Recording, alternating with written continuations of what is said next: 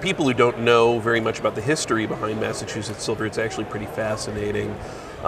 In the mid-1600s, the King of England got into a little bit of a spat with Parliament.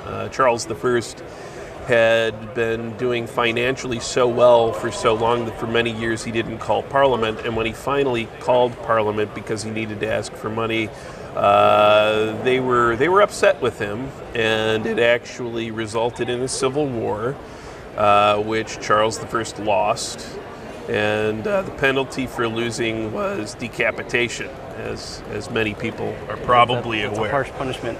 So what happened is by 1650, 1651, Parliament was in control, and Great Britain was on its way to becoming a Commonwealth, which meant that the Puritans who were running the Massachusetts Bay Colony suddenly were given a little bit more purview. Okay. And so in 1652, because of the fact that the king was no longer in charge, they were going to be able to strike their own coins, which, was unheard of. The right to coin money was the exclusive right of the king. So this is a really, really interesting situation that crops up. And so the very first coins that they struck were what we call the NE shillings. And unfortunately, I don't have one of those here with me. I've been able to handle one in the last year that was one of the finest, and it was pretty thrilling, but it is not with me. However, I have examples of pretty much everything else because the evolution of Massachusetts silver is fascinating, and it takes place over the course of 30 or 35 years. So the initial coins were the NE shillings. And what these were, they were silver pieces that are about this big, and they had a pair of punches, a pair of little square punches that they punched them with. One had the monogram NE for New England, and the other one had XII for 12 pennies or a shilling. They also made smaller denominations as well, but for the purposes of what we're talking about, we're going to talk about the shillings and any other examples that we have here. Now, the problem with having a blank planchet and two little square punches on it is that's something that's very, very easy to counterfeit. And very early on, it occurred to them that this was going to be a problem. And so they decided that they needed to come up with a more complicated design that would be harder to counterfeit. And so what they did was they decided that they wanted to have an image of a tree, some legends, the date, and the denomination on each of their coins. And so the earliest coins that they ended up striking after the New England shillings are these. They're what are called the Willow tree coinage. This is a Willow tree shilling and a Willow tree sixpence.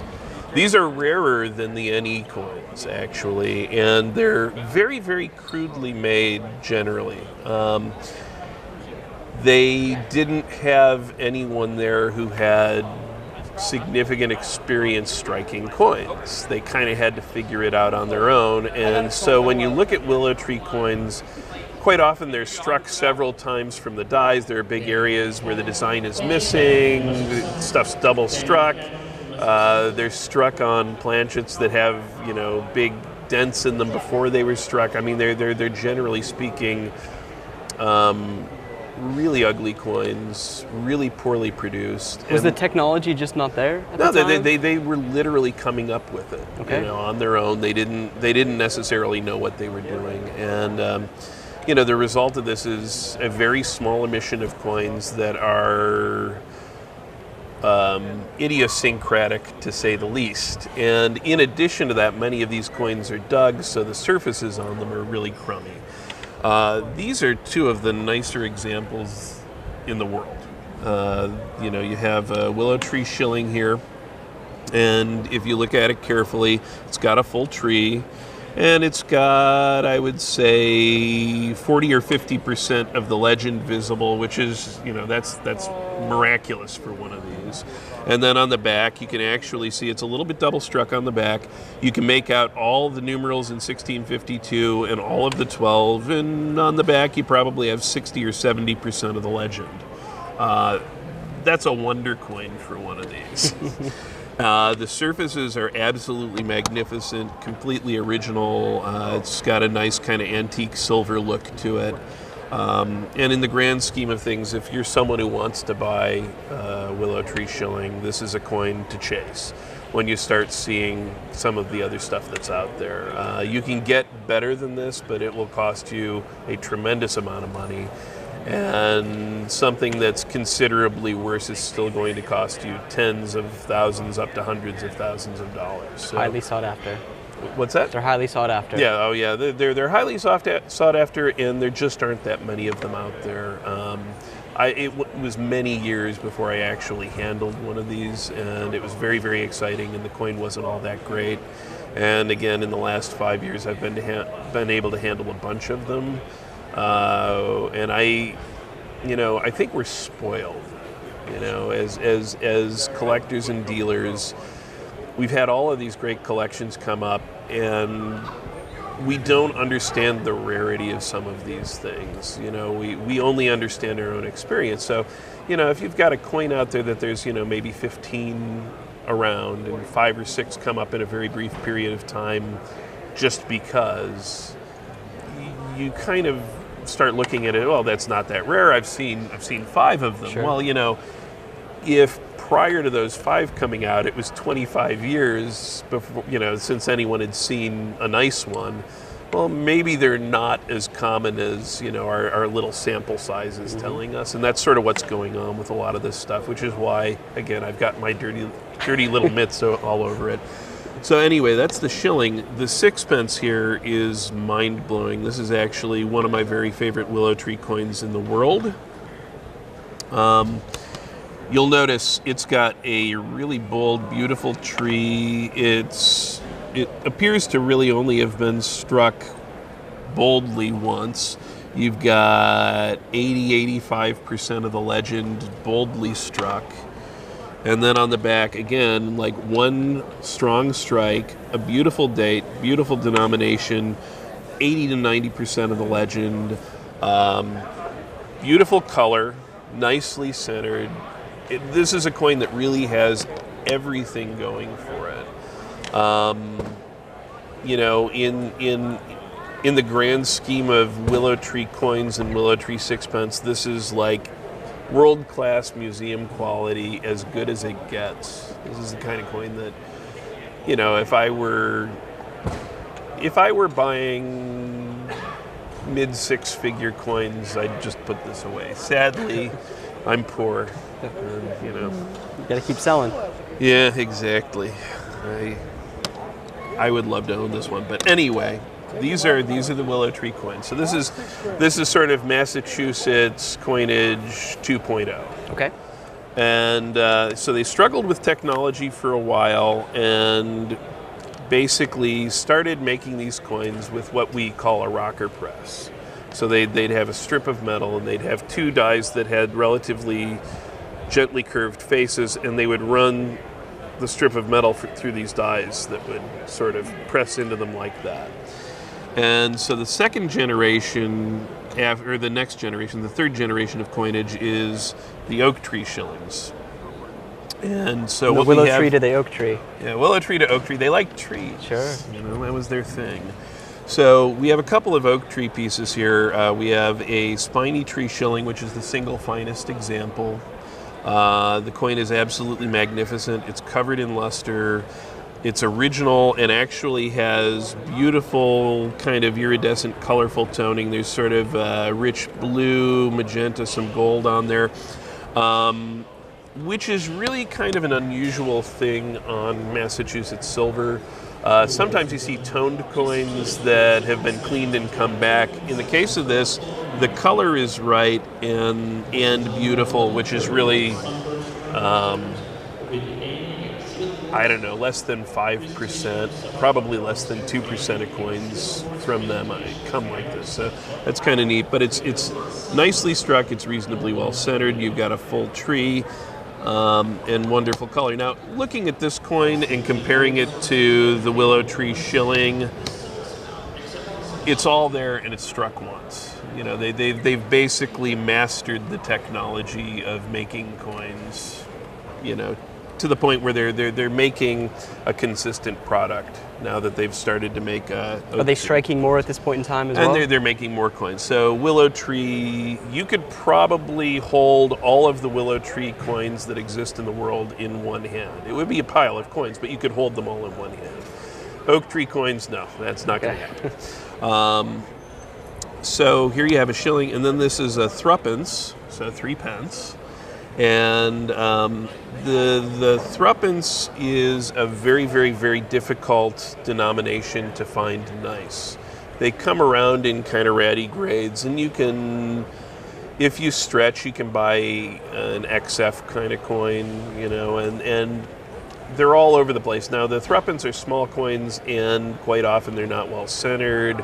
There are big cuds on them. They're not fully struck, you know, because it was a smaller coin. They were still kind of getting their technology together, and this is one of the very finest in the world. It's perfectly centered, it's fully struck, it's got a beautiful tree, it's got great surfaces. So that's kind of a very exciting coin if you're into that sort of thing. Yeah, definitely so. Yeah.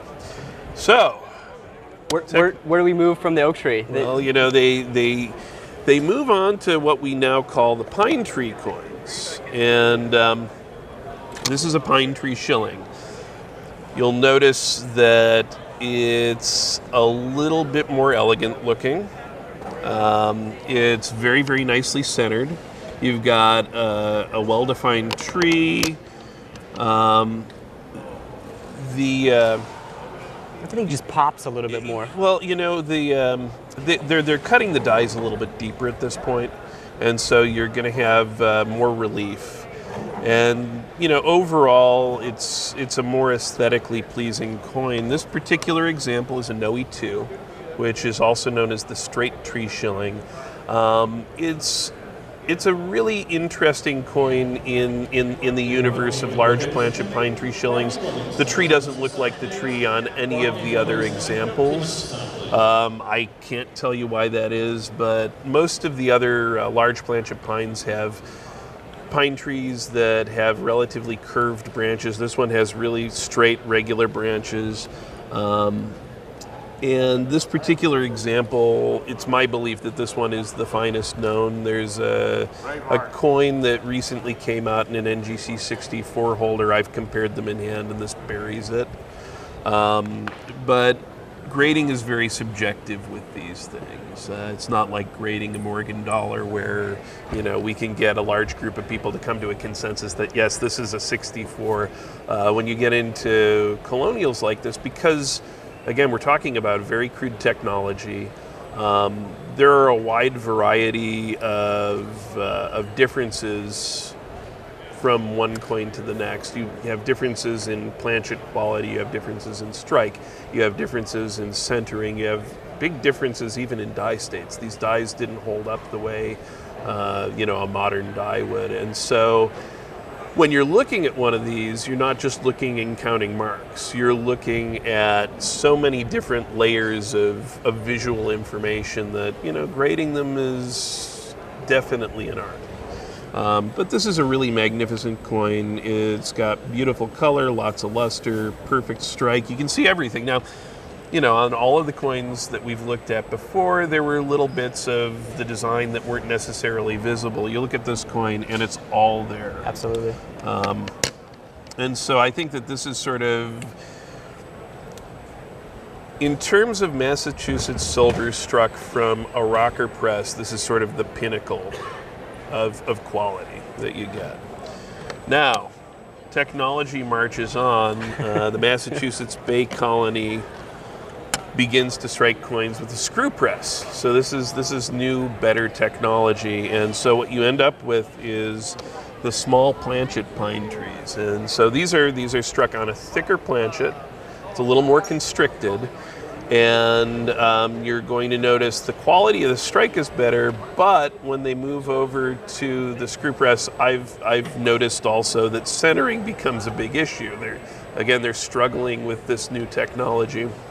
And so when you get small planchet pine quite often you'll see that the obverse is off-center while the reverse is centered, or both sides in the case of this coin are off-center. Certainly.